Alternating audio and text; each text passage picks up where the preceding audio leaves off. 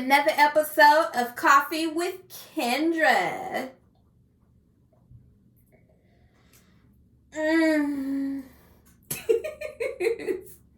Why do y'all let me on the internet? If you have already not become a coffee bean and would like to, please take a moment and hit that subscribe button, and I'll be more than happy to have you. Now, before I get started, hold on. Shout out to my hair, okay? For those of you who don't know, I am in the middle of locking my hair, okay? Just know that, okay? I don't know. I just put it like, it's not even a lot. Like, I just put it like in a ponytail like this, And I feel like today y'all should just call me Charity because, the hair is just, to me, it's just giving, It's just gives. I don't know. I'm obsessed with this hairstyle right now. I'm not taking it down. Anyways, today I thought I would cover something on Twitter. Shout out to I'm Stacy because I follow him on YouTube, and he posted this tweet, and I thought I'd like to give my 2 cents on that. So it says, so many women won't admit they are miserable in their independence. I wish we could just be honest and say what it really is. A lot of women are exhausted, but they keep pursuing this lifestyle that society pushes on us, not feeling like they have another choice. But you do, okay? So shout out to that young lady. If anybody follows me on Twitter, you might see some tweets similar to this one. So that's why I thought I'd, hop on here and give my 2 cents. I couldn't agree with this this young lady more because as an adult, I don't want to say as an adult, but growing into the woman that I am today and looking back on my early mid, even some of my late 30s, and I'm not afraid to let y'all know my age. I am 35. Oh my God. No, I'm 35. I had a birthday last month in September. But that is the same type of lifestyle that I thought, I was supposed to have. I thought it was normal, I thought that, you were supposed to be a strong Black independent woman. You were supposed to be not in a place where you don't need a man. And let me clarify not needing a man in independence, because when it comes to independence, for some reason, us women, we take independence to an extreme level. Because as an adult, we're supposed to all be independent. We're supposed to be all self-sufficient and able to take care of ourselves, man and woman, okay? But for some reason, society, Instagram, social media, City Girls, Megan Thee Stallion, we have, really pumped us up into believing that we don't need a man, and men are to be used as tools for whatever it is that we need. If I want Scotty to take me to Dubai, if I want Tyrone to pay my rent, if I want Johnny to come over and rub my feet and make me dinner.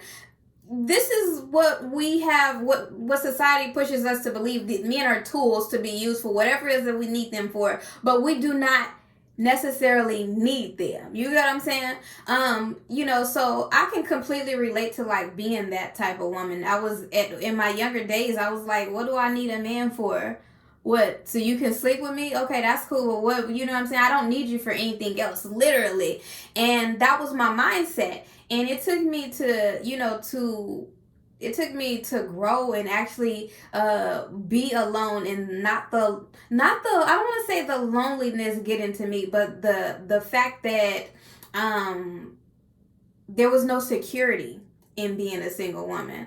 One of my biggest fears is that, especially y'all women, if y'all watch the ID channel, one of my biggest fears was like being stalked. You know what I'm saying? Like being stalked, or somebody feeling like they can just run in my house, and being I can't defend myself, period. And not just, so, that it took some growth for me to understand what I actually needed a man for. Because yeah, I can take care of myself financially, right? I'm supposed to be able to do that.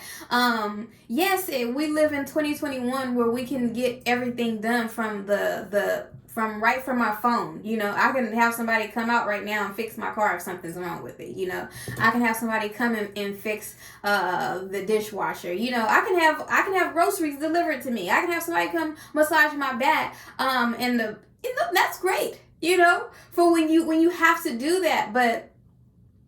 But I too agree with her that a lot of us women, we are not happy in this independent lifestyle that, you know, have been sold to us. We're not happy. We're not happy. And I'm gonna tell you when I'm not happy. What really started hitting me is that I'm gonna say this. My kids are getting older, okay? And it started hitting me that, damn, my kids are getting older. Pretty soon, I mean, they need me less and less as it is. Pretty soon they won't even be here. And then it'll just be me. And then, and mind you, my kids they're my kids. They're not like my confidants or like my friends or, you know what I'm saying? Like, those are my kids. But I'm just saying, it starts hitting me like, damn, who gonna be there for me? If anything happens, who's gonna be there for me? You know, I never even said this on anywhere before, but I have PCOS, right? And I had to actually get one of my ovaries removed. And I used to be in excruciating pain. Like, I was literally in a hospital at times screaming because I was in so much pain. And I remember being in the hospital and, dang, I remember being in the hospital and, you know, of course my family, you know, came to see me or whatever while I was in there. And they would never keep me for like more than a day, but because they would keep me until the pain subsided. But my family would come visit me. But then at that time, it was like, damn, there's nobody here. Like, if my family couldn't be here, there would be nobody here to look after me. And mind you, my family wasn't there 24/7. Like, they wasn't, you know, around the clock just watching me. And during that time, it's like, damn, I really need somebody. I really want somebody to be here to be looking after me because, you know, I'm sure I'm probably making this more dramatic than it is, but this is when things started hitting for me, you know, when they was giving me so much pain medication that I was out of it a lot of the time, you know. And, you know, I'm a wild ass thinking person. I think the extreme measures all the time. And I'm just like, okay, I've been knocked out for X amount of time. I don't know if my family came in and out this room. I don't know if somebody came in this room and sexually assaulted me. I'm pretty sure nobody sexually assaulted me. But this is what I'm thinking in my head. If I had a husband here, watch, you know what I'm saying, to look after me and ask questions that I'm not asking because I'm too sedated to ask, you know what I'm saying?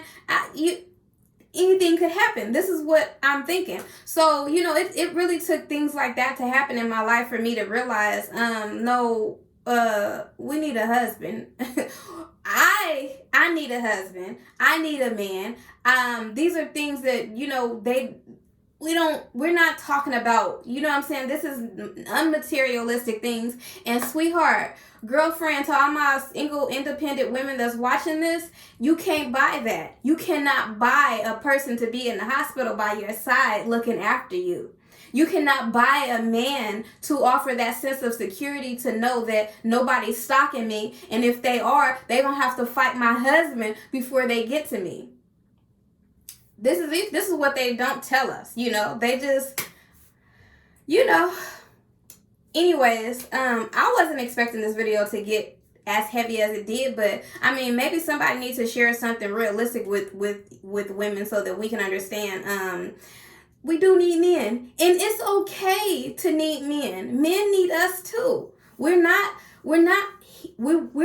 meant to be single. We're meant to be in pairs. We're meant to be in pairs, and that is okay.